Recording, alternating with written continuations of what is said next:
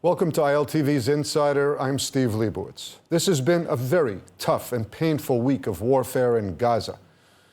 19 soldiers killed in action this past week doing battle with Hamas terrorists deep inside the terrorist enclave. 157 have been killed on the ground in Gaza since the start of the ground operation that began on October 27th, 20 days after the October 7th rampage by Hamas. There are now more heroic soldiers killed in Gaza than there are remaining hostages. 129 are thought to remain in Hamas captivity. International pressures to end the war are mounting, while Israeli leaders insist that we are in it to win it. In the war's beginning, our leaders insisted that no fuel or water or pauses in fighting until Hamas is destroyed. That's long gone, as are the massive bombing strikes paving the way for the IDF. Military officials are saying it could take months and perhaps years to eliminate Hamas military capabilities. So 81 days into the war, how are we defining victory? How will we know the defeat of Hamas has been achieved? What will the day after look like?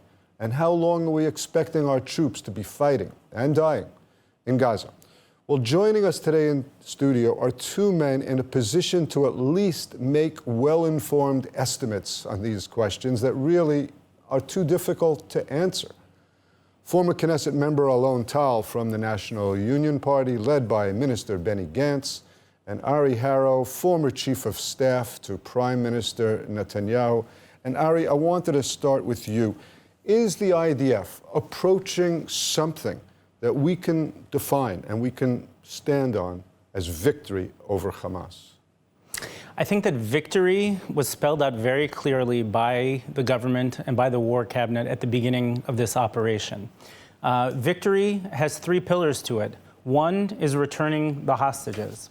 Number two is military destruction of Hamas. That meaning we will not leave them with the type of military capabilities whereby they can threaten the residents of the South and other areas of Israel, and we will destroy their political capabilities, meaning there has to be an alternative political structure in place in Gaza, and that leads us to the third goal of this war, and that is that there has to be a demilitarized and new leadership within the Palestinians that remain in Gaza the day after. So to your question, how close are we to achieving this goal? I think that we've made substantial and significant steps on the military front. There are tremendous gains, albeit with a very high price from our perspective. We have made substantial steps when it comes to the hostages, and with God willing, that will continue. But there still remains a far distance to go before we can call ourselves victorious. All right, Alon, let me turn to you. There have been voices in the cabinet who are complaining that we're not fighting this war to win. From what you have heard from War Cabinet Minister Benny Gantz, is Israel holding back, or will we continue until Sinwar and his forces are completely defeated? My last conversation with Minister Gantz on this topic, he emphasized that 5 times he has been deeply involved in efforts where the idea of having some sort of a minimal, not minimal, but having sort of a moderated, sending them a message would do the job, and it was unsuccessful. So this time I think there's a consensus, and Gantz is strongly in favor of that we are going to have to continue till the very end. I do want to say one thing that gives me hope and continues to give me hope, that this war is the first one we've ever had where the majority of Arabs in the Middle East live in countries that have diplomatic relations with Israel. And I'm encouraged when Ari set those 3 goals up, and I agree with them, when we're now beginning to have the initial conversation about the day after, we know that there are moderate governments who are still, despite their releasing certain press messages to assuage their populace, but really have stuck with Israel throughout this war, despite its unpopularity in the street. And hopefully they can be part of this alternative. But what's clear, and I think everybody agrees on this, is that the Israeli Defense Force is going and Israel's Defense Force, our army is going to have full access to the Gaza Strip for the foreseeable future. Otherwise, and that's the real operational definition, the 150,000 internal refugees won't go home. And until that subjective feeling of, I'm now safe to go back to Be'eri and to Kfar Az, and then, of course, to the north, Kiryat Shimon and beyond, until those people have that sense of security, we haven't won the war. Ari, in a phone conversation this week with Netanyahu, U.S. President Biden said he's not calling for a ceasefire. The war goes on. But what happens if in that next conversation, Biden says it's time to wrap it up, even though Israel has not accomplished all of those three goals that you were talking about? Well, firstly, it would not be the first time in our history where a U.S. president says to an Israeli prime minister, it's time to end the battle. And it wouldn't be the first time in our history where an Israeli president says, we respect you, we cherish your friendship, we cherish your support, but we're going to continue doing what we have to do. To continue with the points that Alon made, there is no reality where any government in Israel has legitimacy to end the war, where we can't send the residents of the South back to their homes. And the residents of the South will not go back to their homes when there is a threat of rockets, when there is a threat of another October 7th. And I just want to add one point to what Alon said, because I agree very much with his take from a regional perspective. And I'll take it a step further. I believe that the future of peace in the region is dependent on Israel finishing off Hamas. Those same countries that have been somewhat supportive or quietly supportive of our actions in Gaza will back away from us if we don't finish the job. The extremism, the fanaticism that we are fighting in Gaza, they too are fighting on various fronts around their countries. And if they don't see us as a strong ally, we will see the Abraham Accords and regional peace start to crumble. So not only are we fighting for ourselves and for the residents of the South, we're fighting for regional peace, we're fighting for those same Arab countries, and we're fighting for Western civilization. But it's a bit speculative. I mean, they, first of all, right now they're calling for a ceasefire. We're not doing what they're asking for. Turkey is certainly not feeling better towards us than they were before. I'm not sure if the Saudis are happier with us or less happy, but you're saying they want us to win the war. So I think you have to separate Turkey from that group. But the Saudis, there is no doubt in my mind, together with the other countries that have joined in the Abraham Accords, there is no question that our enemies are their enemies. It starts with the head of the snake, which is Iran. But we're seeing it with the Houthis in Yemen. We're seeing it with some of the militias in Iraq, in Syria. And these are part of the same problem that we all face, and it's an existential problem to all peace-seeking people in the region. Alon, is Netanyahu's view of when the war is over going to be about the same as that of Benny Gantz? And the reason that I ask is because many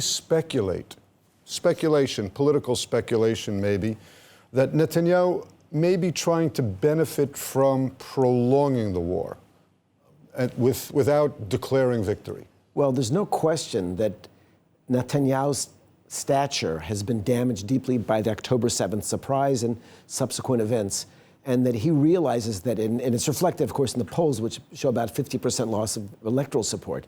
In order to battle his back way in, and you can say what you want about Netanyahu, but politically he has proven to be himself a very capable comeback kid. In order for him to grapple his way back into a fray and be a contender for the next prime ministership, he needs the so-called victory photograph, some sort of a clear symbolic victory which hopefully people, from his perspective, would forget the mismanagement, the mistakes that preceded it. So yes, there is a concern that he's not in a hurry to make things move forward. And at the same time, I think the government, the general public strongly supported Gantz's entry into the government, but they know that it's limited because they don't want him once again to find that he is some sort of a stooge or supporting Netanyahu inadvertently by being part of the government. So Benny Gantz is acutely aware of this dilemma. It's not clear when he's going to leave, but I think every morning he gets up and asks, is it today? I don't think it is there yet. I think this past week's casualties show that the Hamas still has capabilities. Just on the way over here to the studio, I heard they were firing more rockets. As long as they have those capabilities, we haven't won. And of course, the million-dollar question, what will be in the northern border with Hezbollah? I'm going to come back to the northern border. When that question is resolved, then we'll know. But I think that, yes, there's many concerns amongst Israelis that Netanyahu's operational definition of victory might be a little bit broader than the rest of ours. Experience the power of truth with ILTV News. If you're looking for quality content and captivating visuals, join our news community and become an integral part of our team as we embark on a mission to unveil the real Israel, dismantling the web of lies and misinformation that surround reporting on Israel. By subscribing to ILTV News, you will not only have access to the latest updates, but you will also amplify our message, creating a ripple effect that carries the truth far and wide. Subscribe today and help reshape the narrative. Available on the web, Android, and Apple. I'd like you both to just listen to a brief thing that I want to read to you. It's from Thomas Friedman from the New York Times, who I personally respect as an observer of the scene, and he certainly has a very close relationship with Joe Biden, has his ear. He said, "It's time for the U.S. to tell Israel to put the following offer on the table to Hamas: total Israeli withdrawal from Gaza in return for all the Israeli hostages and a permanent ceasefire under international supervision, including U.S., NATO, and Arab observers, and no exchange of Palestinians in Israeli jails." Ari, thoughts?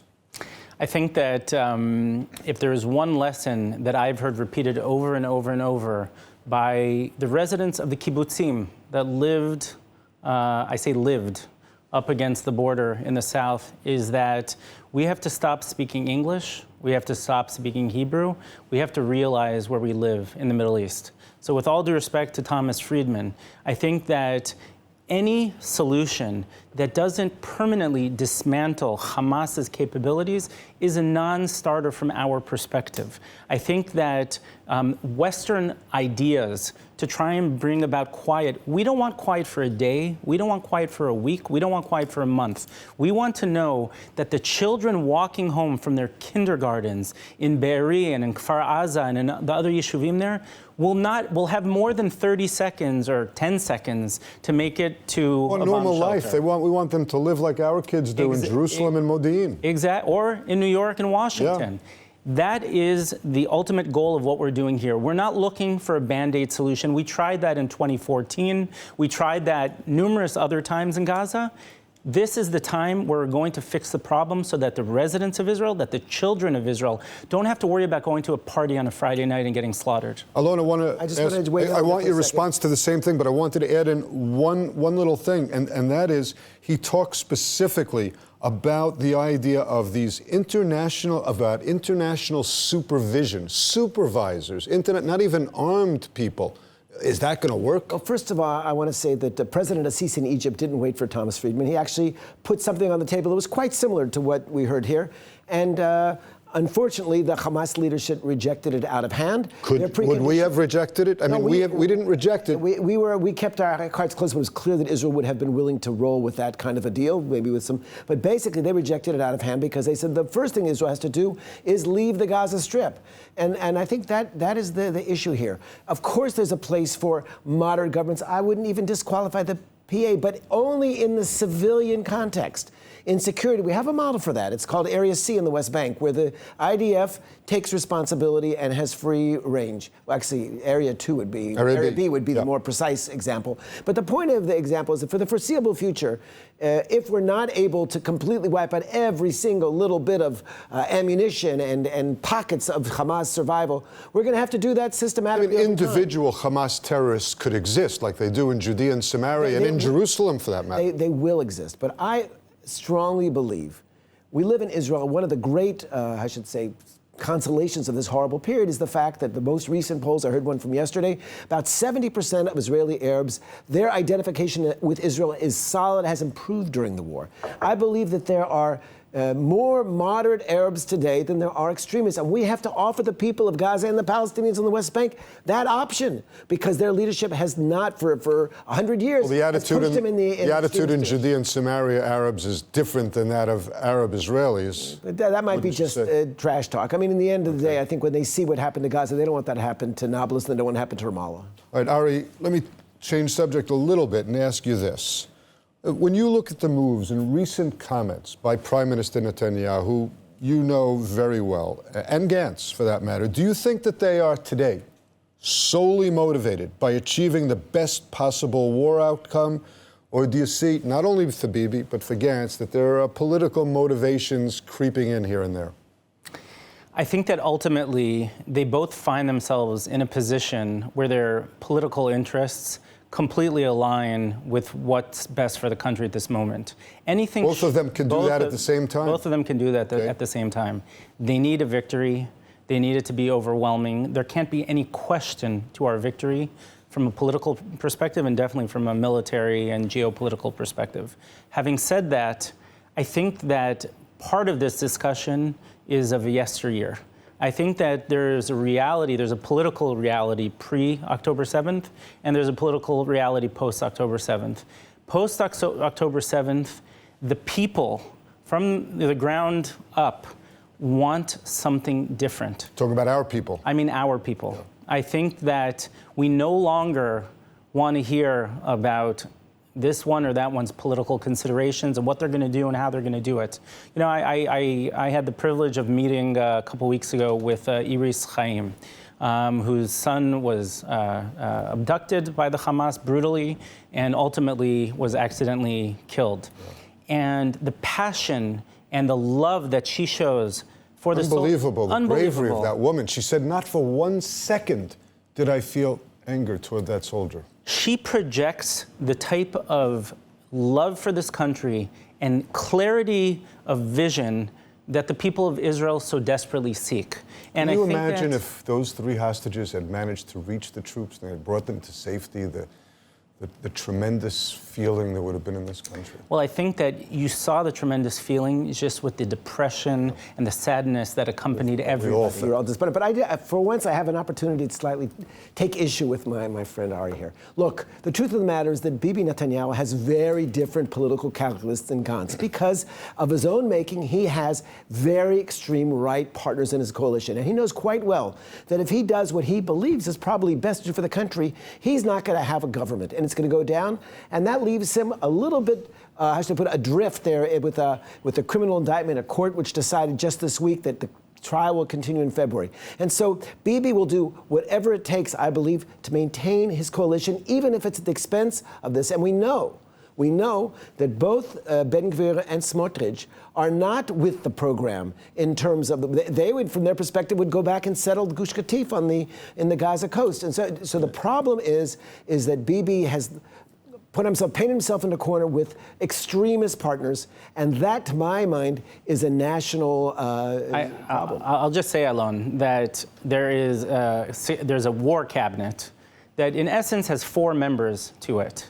There is the Prime Minister and our dear friend, Minister Ron Dermer, and there's Benny Gantz and Gadi Eisenkot. There are no decisions. Gallant, you think, is not exactly influential? No, I'm sorry, and Gallant. Okay. There are no decisions that are made unilaterally. They're all made, and as far as I know, the only decision that was made that wasn't in complete agreement was the attempt or the idea of preempting a strike in Lebanon, which the Prime Minister sided with Gantz and Eisenkot on. Or vice versa. So that was perfect. I think that is a perfect thing because, listen, we have to come back to the north because, Alon, it is so painful.